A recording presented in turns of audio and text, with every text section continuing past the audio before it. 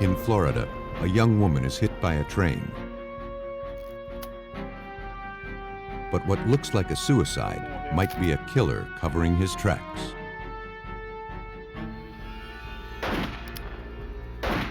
A woman disappears from her Arizona home. With no body, police must rely on a few drops of blood to determine her fate. In California, police are called to the scene of a grisly double homicide. Only forensic examiners can prove whether it was the result of self-defense or cold-blooded murder. Some killers go to great lengths to manipulate a crime scene. But the truth is hard to disguise, and forensic examiners can see through the deception, especially when it's written in tainted blood.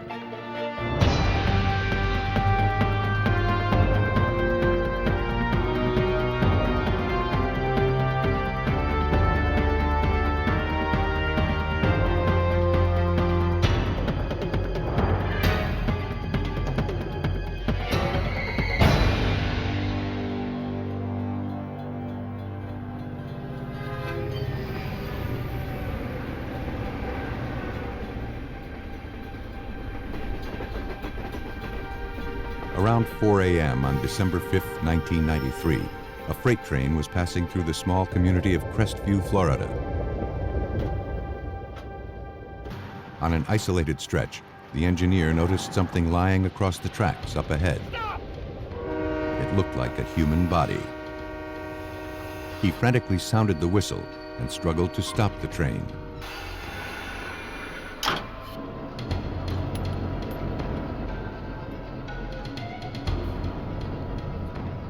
Underneath the 120-ton train, he discovered the lifeless body of a woman. The engineer quickly radioed in for help. Within minutes, police and emergency personnel from the Crestview Police Department were dispatched to the scene. The young female victim had suffered massive head and chest wounds. She was partially covered by a black trench coat that was stained with blood. Police began searching for any form of identification to tell them who this woman was. They found nothing. Blood found pooled on the tracks and on some rocks just feet away from where the victim came to rest suggested the impact point. A few hairs and tiny drops of blood were found at the front of the train. But investigators found no blood smears on the tracks leading up to the victim's body. When questioned, the engineer told police that as he worked to stop the train, he believed that he made eye contact with the woman lying on the tracks. She never even flinched as the train approached. She just seemed to be staring at him. Before leaving the scene, evidence technicians photographed the area.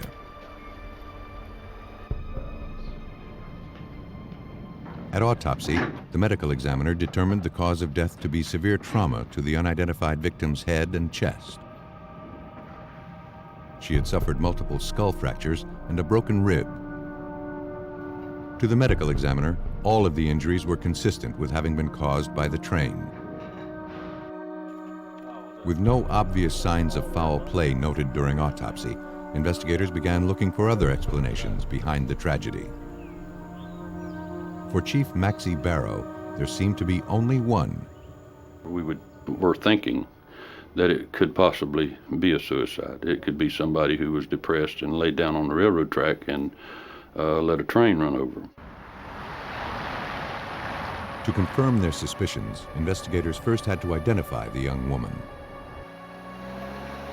Several local residents believed she was 24-year-old Sherry Morrow, who lived with her husband less than a mile from the train tracks. Police went to the address. There, they were met by John Morrow, Sherry's husband, and the couple's roommate. Investigators showed the husband a photograph of the victim. John Morrow couldn't believe what he was seeing.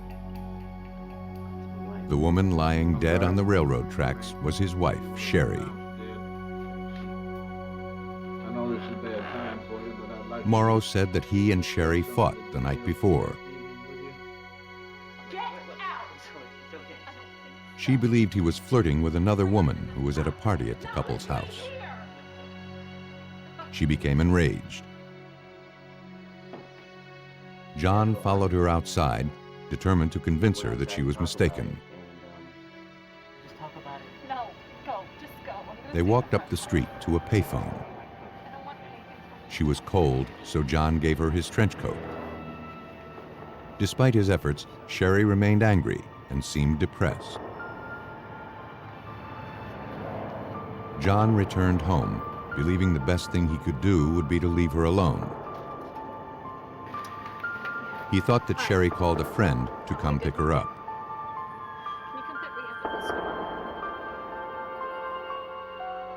John never imagined that she would take her own life. The couple's roommate corroborated John's story. Came back around 12:15. The husband's account, in addition to the autopsy finding, left investigators with no reason to doubt the suicide theory. The investigation into Sherry Morrow's death was ready to be closed. The following day, however, Sherry Morrow's mother came in to speak with police. Okay, your daughter was married? She could not accept that her daughter had taken her own life. John, she said, had had numerous affairs that Sherry found out about. As a result, Sherry had decided to end the turbulent marriage. Recently, she had begun searching for her own place so she could be closer to her mother. And though Sherry was upset to learn of her husband's infidelities, her mother was certain that she would never have killed herself. In fact, Sherry was prepared for a costly divorce, which John desperately wanted to avoid. It's not unusual for the family of a suicide victim to determine that, or to say that they didn't commit suicide. But in the case of this victim, her mother was pretty convincing to me that that this victim didn't do that and wouldn't have done that. Despite their new suspicions, investigators found no evidence suggesting that Sherry Morrow had met with foul play. Almost a month after she was discovered along the railroad tracks, the young woman was laid to rest. Over the next several years, investigators interviewed dozens of Sherry's friends looking to uncover proof that she had been murdered. But they found nothing. The investigation into Sherry Morrow's death ground to a halt. The case was handed over to Crestview Police Lieutenant Jerome Worley. Determined to breathe new life into the investigation, he began re-interviewing the couple's friends and associates, starting with their roommate. The roommate again corroborated the story John had given 2 years earlier. On the night Sherry died, he said John followed her after she stormed out of the house in anger. But he returned soon after and never left the house again. Detectives sensed that the roommate wasn't telling the truth. Under threat of prosecution, he changed his story. John, he said, was sick of his wife, and he often bragged about how easy it would be to kill her and to make her death look like a suicide or an accident. He said that on the night Sherry died, John was gone for hours after leaving with her. When he returned, John was agitated. His knuckles were red. And he told the roommate, "It's done." Though the roommate's testimony confirmed investigators' suspicions that John Morrow was involved in his wife's death, Lieutenant Worley knew it wouldn't be enough to prove murder. The roommate would be contradicting himself with the new statement, and it would just be his word against the husband's word in court. So we knew we'd have to have some physical evidence to prove the case. But with the victim laid to rest and little evidence recovered from the scene, finding proof of murder would not be easy. For nearly 3 years, police in Crestview, Florida struggled to make sense of the death of 24-year-old Sherry Morrow. Though all of the evidence suggested she had taken her own life by lying in front of an oncoming train, investigators suspected that her husband, John Morrow, had murdered her. But they didn't have a shred of proof.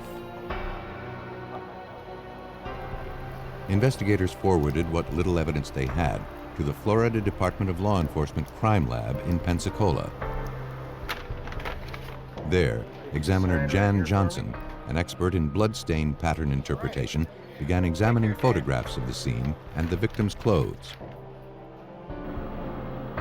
Starting at the place where Sherry was struck by the train, Johnson began analyzing the bloodstains. Generally speaking, if you would have a body lying on a railroad track and the body's still, there's no movement. So therefore, when the train would strike the victim, you would have spattered blood at that point of impact. But in the photographs, there was no blood spatter at that spot. The blood was pooled. For Johnson, the only way to explain the findings was that Sherry was already bleeding when she laid down on the tracks. The lack of any blood smeared along the tracks leading up to Sherry's body was also troubling. If it was a train striking a woman lying on the railroad tracks, I would expect to see a trail of blood leading from the point of impact to the final resting place. In fact, no bleeding had occurred from any of the wounds caused by the train. That would only make sense if she was dead at the point of impact. Once your heart stops, the blood flow ceases. So therefore, any injury that occurs after that fact, you will have very little bloodshed. But if the train hadn't killed her, the question remained, what had? To find out, Johnson began analyzing the bloodstains found on the victim's clothes. She found blood spatter on the victim's t-shirt that didn't correspond to any of the head injuries noted in the original autopsy report. The size and the location of the spatter on the t-shirt was consistent with a specific type of injury. If I had not known this was a train case and just received the clothing solely alone in the laboratory, I would have clearly thought someone had been beaten just by looking at the clothing, because again we've got the spatter pattern on the t-shirt, and this would be consistent with someone being beaten, stabbed, something of that nature. Johnson passed on her findings to Crestview Police. The forensic analysis convinced detectives that Sherry Morrow had been murdered. To take this case before a jury, however, they needed to find the fatal injuries that had somehow gone unnoticed years earlier. 3 years after she was laid to rest, Sherry's remains were exhumed and forwarded to the medical examiner for a second autopsy. A new medical examiner began looking for evidence of homicide. On the back of the victim's skull, he found injuries consistent with blunt force trauma. And the wounds were not consistent with any of the injuries caused by the train. Any particular wound? Medical examiner Dr. Michael Birkland next reviewed the original autopsy photos looking for any other abnormalities. He noticed strange bruising on the victim's neck that had not been noted in the original autopsy reports. X-rays revealed the presence of a broken hyoid, a bone in the neck located at the base of the tongue. Dr. Birkland didn't believe that the train could have caused the injury. It would be extremely unlikely that the train could have struck her in such a way to fracture the hyoid and leave the jaw intact, because it is such a protected structure up high in the neck, back behind the jawbone. The most reasonable explanation for the broken hyoid was that Sherry Morrow had been strangled. The blunt force trauma injuries found on the skull and the broken hyoid bone gave investigators the evidence they needed to prove that Sherry Morrow had been the victim of a homicide.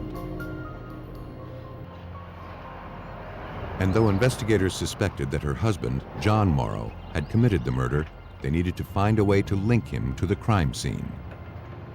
Walking in between the tracks was this couple. Though several years had gone by, police tracked down all of the railroad engineers who had passed through the area on the night Sherry was murdered. One immediately recognized photographs of John and Sherry Morrow. The couple, he said, were walking dangerously close to the tracks. They appeared to be having a bitter argument and seemed oblivious to his warnings. The engineer specifically remembered that the man, identified as John Morrow, had been wearing a black trench coat. On April 29, 1997, John Morrow was placed under arrest and charged with first-degree murder. Though he maintained his innocence, police believe that when Sherry decided to end the marriage, the stress of a divorce was too much for him to bear. If you decide to answer questions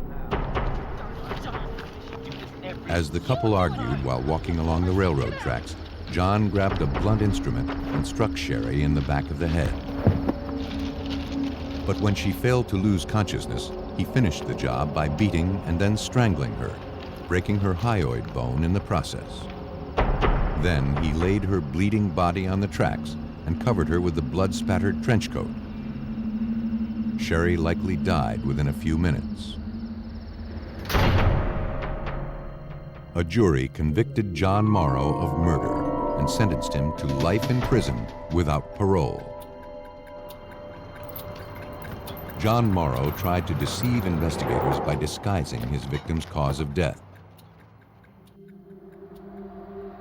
In a suburban community just north of Phoenix, Arizona, investigators would have to prove murder without the victim's body.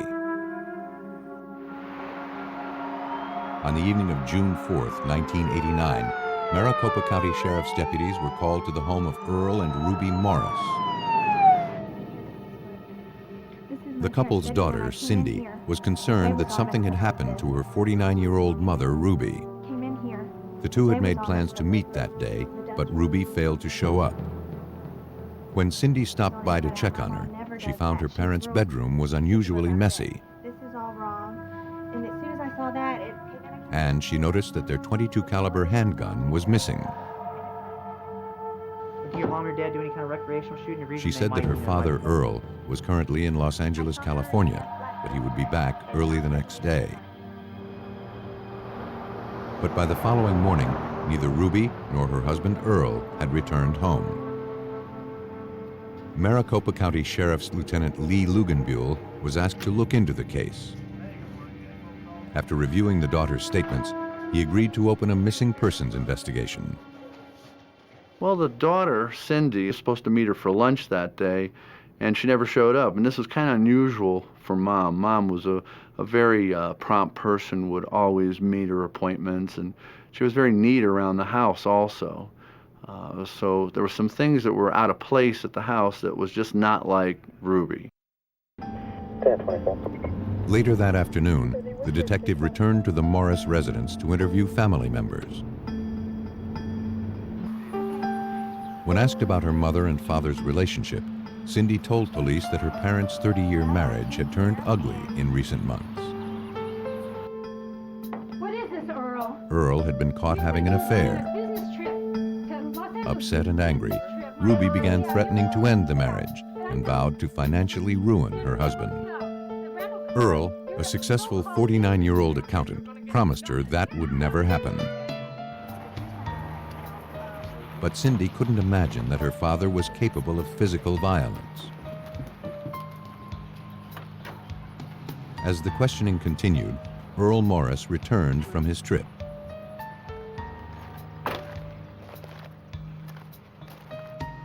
Cindy commented that he wasn't driving his own car. Morris? Yes, sir. Earl explained that his car, an El Camino, had broken down some 200 miles from home on the drive back from Los Angeles. After several hours stranded on the road, he managed to hitch a ride to Phoenix Sky Harbor Airport. There, Earl said he rented a car to get home. But almost immediately, the detective was suspicious of Earl's story. I looked at his clothes and his general demeanor too. He was neat. He didn't appear to be out, trying to flag down a car. He was all put together. The detective also noticed new airport tags on Earl's luggage, suggesting he had flown, not driven, from California. And the luggage tags originated from San Diego, not Los Angeles. With his suspicions raised, the investigator questioned Earl about Ruby's disappearance. Though he couldn't explain why the couple's .22 caliber gun was missing, he seemed unconcerned about his wife's whereabouts. Ruby, he said, would often take off for days on end without a word. Earl told me he didn't think it was unusual for Ruby to be gone for a couple days, that she had the wherewithal, credit cards, be able to go out, visit other people, and to leave. So he, again, was saying like it was no big deal that she was gone. 10-4, 20. Investigators felt differently. Looking to corroborate Earl's story, they began searching the interstates for his broken-down El Camino. But hours of driving turned up no signs of the vehicle, and there were no records of it having been towed. An APB was issued for the car. A short while later, Earl Morris's El Camino was located. It was found nearly 400 miles away, parked near the San Diego airport. San Diego authorities impounded the vehicle and arranged for it to be transported back to Arizona. All right, thanks. Bye. For investigators, it was now clear that Earl Morris's story was a lie. To find out what he was hiding, they obtained a search warrant.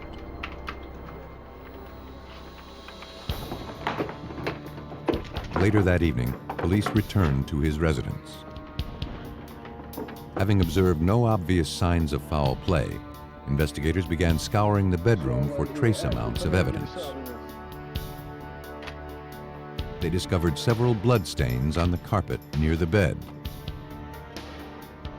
Maricopa County Sheriff's Crime Lab supervisor, James Serpa, noticed something odd about their appearance.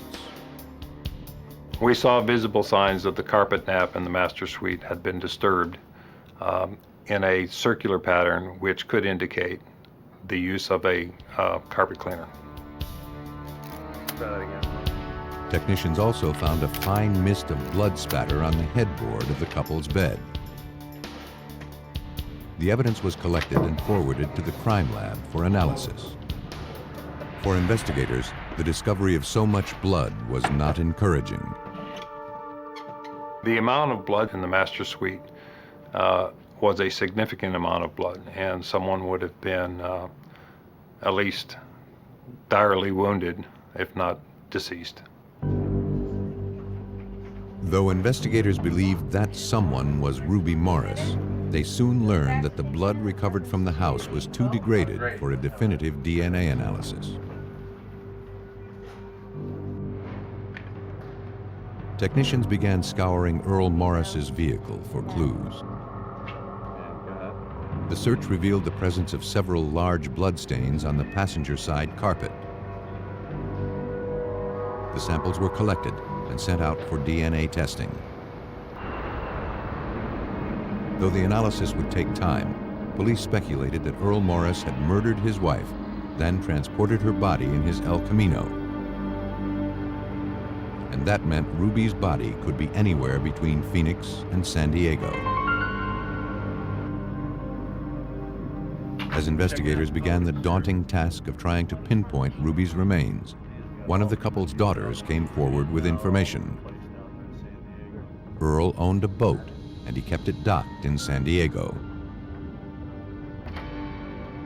Believing there had to be a connection, police contacted authorities there. A few days later, San Diego Harbor Police forwarded a video cassette to Maricopa County investigators. The tape, shot the same day that Ruby was reported missing, showed a boat burning at sea. And authorities had positively identified it as belonging to Earl Morris. For detectives, the significance was clear. We speculated that Earl rented another boat to tow out his boat and actually set it on fire to hide the body of Ruby and also the murder weapon at that time. The boat ultimately sank in treacherous waters too deep to be recovered. Despite the clumsy lies Earl Morris was telling police, it looked like he just might get away with murder. Detectives in Maricopa County, Arizona, were convinced that Earl Morris had murdered his 49-year-old wife, Ruby, and then entombed her in a watery grave several hundred miles away off the California coast. But without a weapon or the victim's body, they would have to rely on the forensic evidence to prove murder. And first, they would have to show that blood found in Earl's El Camino belonged to his wife.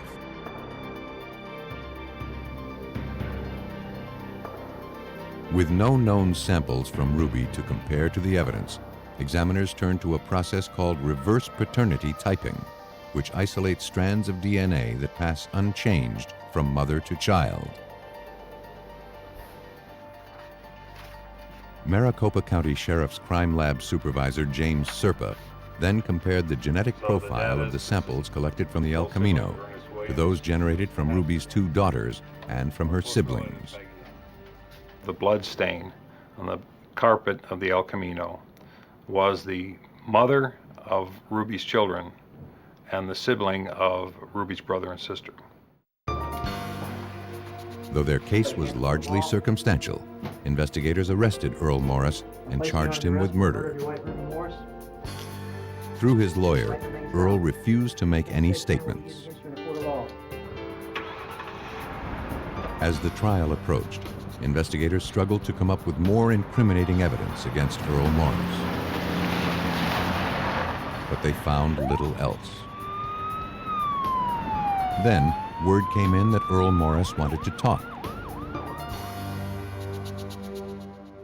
He admitted he had been lying to authorities, but he said it wasn't to cover up his wife's murder. I walked into my bedroom. Ruby, he said, had killed herself. Earl said that in the early morning hours of June 4th, he entered the master bedroom and found Ruby dead, clutching the couple's .22 caliber pistol in her hand. Blood was everywhere. Wanting to spare the family the embarrassment of the suicide, he cleaned up the room and drove her body to San Diego, where he then disposed of the remains. He thought it would be easier for the family to accept that Ruby had decided to just up and leave. Though the account sounded ridiculous to police, they realized that Earl's suicide story had the potential to create reasonable doubt in the minds of jurors. Unless investigators could come up with hard evidence to prove otherwise, Earl Morris could be a free man.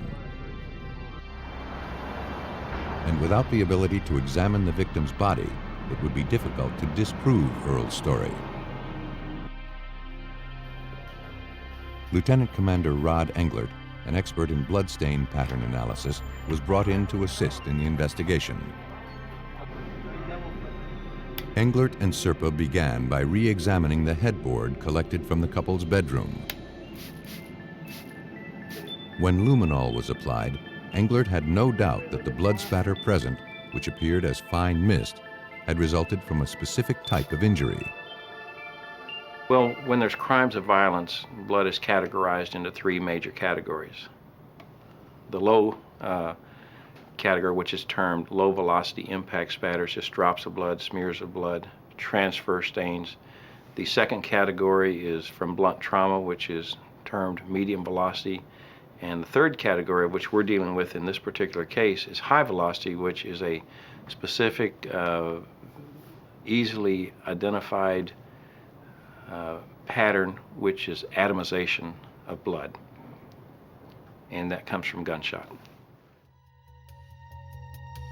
The location of the spatter on the headboard also allowed examiners to determine the position of the victim's head at the time she was shot. It was in this particular area, like right Ruby here, had right been there. lying flat in a sleep-like position. So if that's the case, and if this is... Though the finding was suspicious, on its own it did not contradict Earl Morris's suicide story.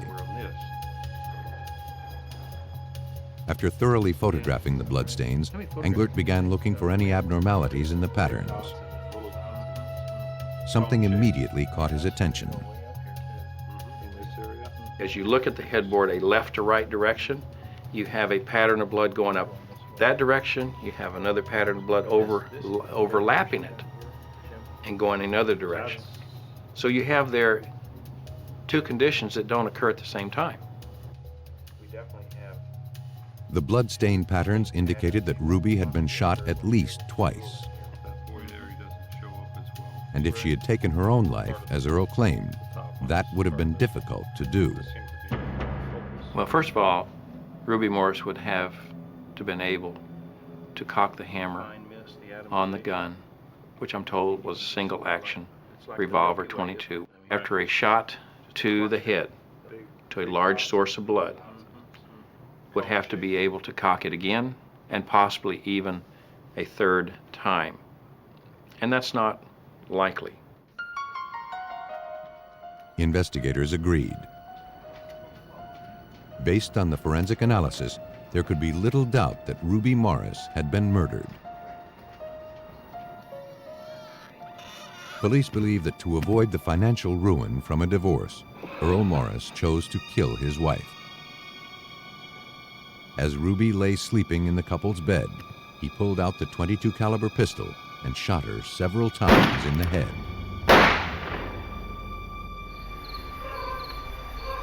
After cleaning up the crime scene, he loaded her bleeding body into his El Camino and drove several hundred miles away to San Diego. Once there, he loaded her body and likely the murder weapon onto his boat. He set the craft on fire, returned to shore, and began the process of covering up his crime. With the help of Rod Englert's blood spatter analysis, Earl Morris was convicted of first-degree murder and sentenced to life in prison. Earl Morris tried to explain his wife's death by creating a story about suicide. But sometimes murderers admit killing their victims. And the story they tell investigators is one of self-defense. Around 1:30 a.m. on October 18, 1984, the Sacramento County Sheriff's Department received a frantic 911 call.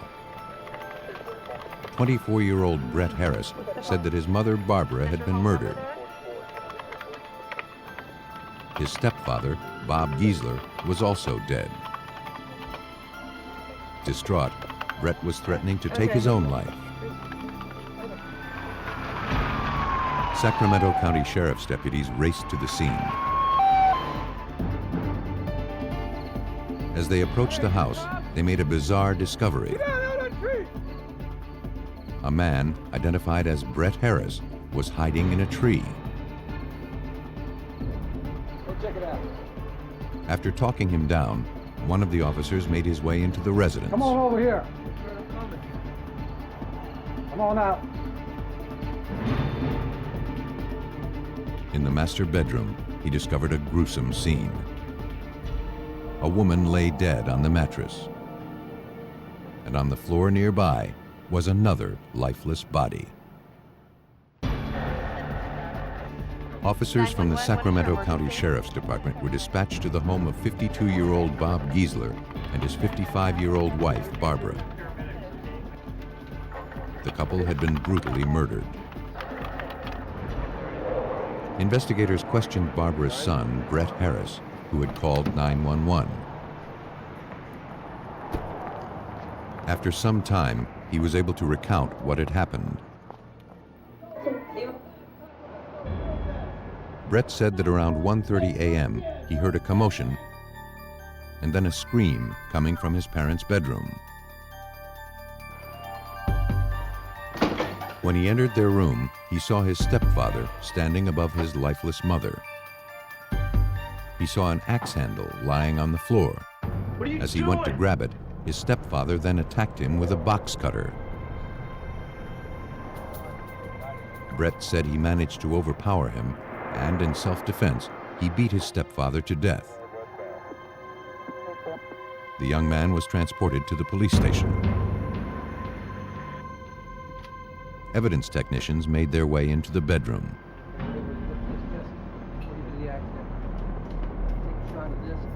According to crime scene unit investigator Brian Kennedy, both victims had been savagely beaten. Their heads and faces were grotesquely disfigured, and there were bloodstains all over every surface. At one time, the air must have been filled with atomized mist or droplets of blood falling out of the air. It was quite a horrendous sight. Technicians began looking for evidence to help them reconstruct what had happened inside the room.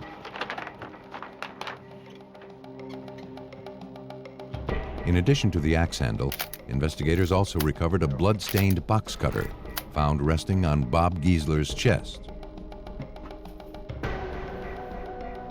All of the bloodstain patterns were carefully photographed.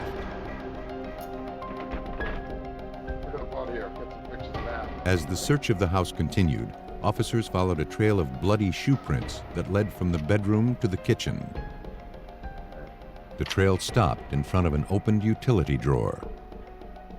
Unsure what to make of the findings, officers created a visual record of the evidence. At the police station, investigators struggled to obtain coherent answers from Brett Harris. He was unresponsive to their questions and began rambling on about the devil and other things that made little sense. Officers photographed several superficial wounds on his body. Police also collected his blood-stained clothes. With so many unanswered questions, police hoped autopsies of the victims could tell them more. The medical examiner concluded that Bob and Barbara Giesler had both died from massive blunt force trauma to the skull. The beatings had been so savage that both the victims' arms had been broken while defending themselves during the assaults. Special Assistant Attorney General David Drewliner followed the investigation. For him, the autopsy findings were troubling. The viciousness with which the two individuals were killed, Harris's mother and his stepfather, was extremely similar. And so had the stepfather been the killer of his own wife, and then Harris been the killer of the stepfather, you wouldn't have expected necessarily it to have been in such an identical manner. Authorities couldn't ignore the possibility that one person had committed both murders. If Brett Harris was responsible for the vicious double homicide, investigators needed to find out what could have motivated such rage. They turned to family members for information. Brett's stepsister told detectives that her stepmother and father had always maintained a good relationship with Brett. Though Brett would sometimes find himself facing legal problems, his mother and stepfather would always look out for him, bailing him out of jail on a number of occasions. Brett's stepfather even employed him at his tool-making company in hopes that the young man would find himself.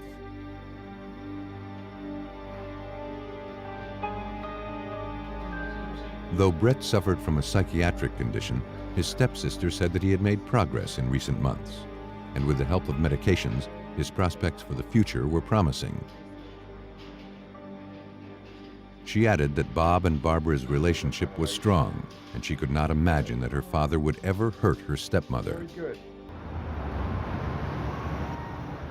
Nothing investigators had learned jibed with Brett Harris's version of events.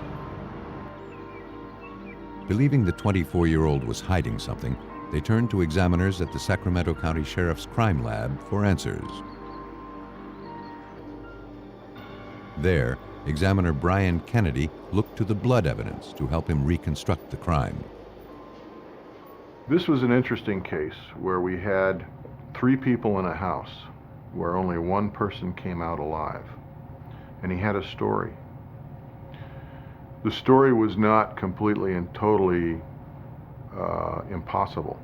In piecing it all together, I tried to support his story. I actually looked at it to see if I could prove him correct. But in one of the photographs taken in the bedroom, Kennedy noticed something odd. Though the entire room had been saturated with the victim's blood, the carpet underneath the stepfather's body was clean. For Kennedy, there seemed to be only one way to explain that fact. He goes down onto the floor, and he's incapacitated and shields the floor from any blood that would come from his wife. And so we know that he's down first because she's then attacked and her blood covers the rest of the room. And we can put her blood on top of him, but we can't put it underneath him.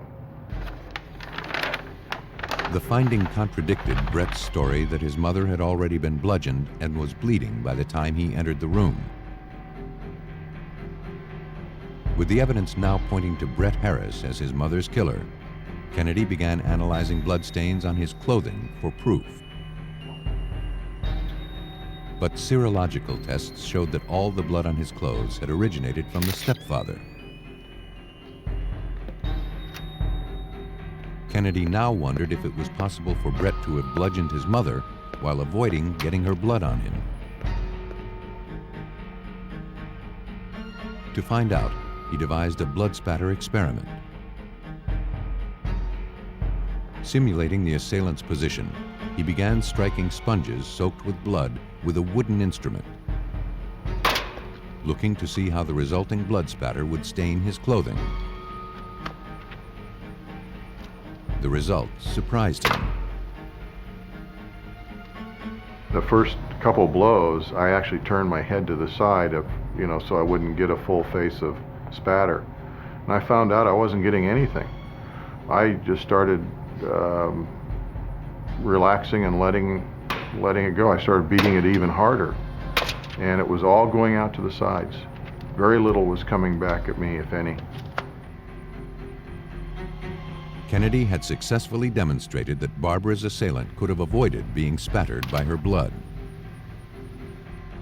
We have a lot of information that we're going to get. And coupled with the other findings, it was clear that Brett Harris's story was a lie. So the bottom line is, the 2 deceased people who couldn't speak for themselves spoke volumes with the bloodstain patterns that were produced from them. And I was unable to support or substantiate anything that the defendant had said. After being charged with 2 counts of first-degree murder, Brett Harris underwent a psychiatric evaluation. He now admitted to both killings, but claimed it was in self-defense. After explaining that his parents were possessed by warlocks, Brett Harris entered a plea of not guilty by reason of insanity. Though Brett had been previously diagnosed with a mental condition, prosecutors believed the story he was now telling was just a desperate attempt to escape justice.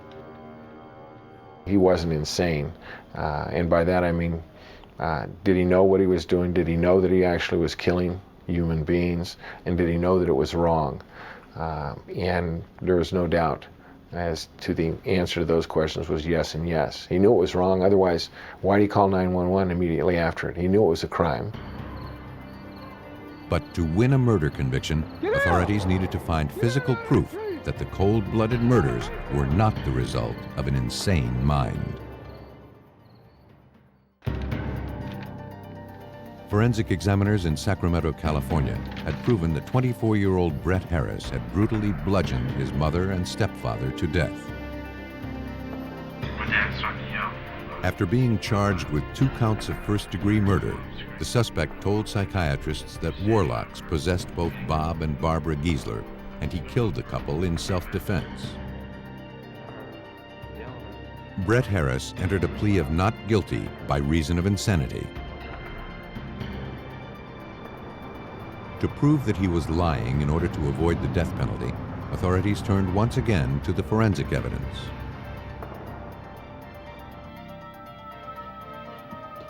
Examiner Brian Kennedy began looking at all the physical evidence recovered from the crime scene, looking for anything that could demonstrate that Brett Harris knew what he was doing at the time of the murders. He focused on the box cutter found on Bob Giesler's chest. After reviewing the autopsy reports, Kennedy believed it was unlikely that the box cutter could have been used as a weapon against Brett, as he had previously claimed. Both of our victims had broken arms. If you're defending yourself with your arms and you've got holding something and it's severe enough to break the arm, you're going to lose control of whatever's in your hand, most likely. I doubt seriously you can hang on to it. For somebody to have their arm broken and then place it on their chest is not likely. Believing that Brett Harris had staged the crime scene to throw investigators off his trail, Kennedy next looked for a way to explain the box cutter wounds found on his body. This looks like somebody has self-inflicted these injuries because they're in the right place. For a right-handed person to cut himself on the left arm, to cut himself on the right cheek, to cut himself from left to right across his chest. So it's all very consistent with staging his own injuries. The forensic findings provided irrefutable proof that Brett Harris had gone to great lengths to conceal his guilt. And for prosecutors, those are not the actions of an insane man. He physically changed the crime scene in anticipation that the police are coming to the crime scene. So he tries to fool law enforcement. Why do it? Why come up with any sort of explanation? He wouldn't have to. Though unsure of the motive, police believe that on October 18, 1984, Brett Harris snuck into the couple's room as they slept in their bed. Using an axe handle, he bludgeoned Bob and Barbara Giesler to death. After finishing the kill, he made his way into the kitchen, sliced himself with a box cutter he took from the utility drawer, and returned to the bedroom to plant the evidence. Confronted with the evidence, Brett Harris withdrew his insanity defense. He pled guilty to 1 count of first-degree murder and 1 count of second-degree murder. He was sentenced to 41 years to life. Killers skilled at the art of deception hope to confuse investigators by manipulating a crime scene. But forensic experts can find justice for victims of homicide by seeing through a murderer's lies, which are written in tainted blood.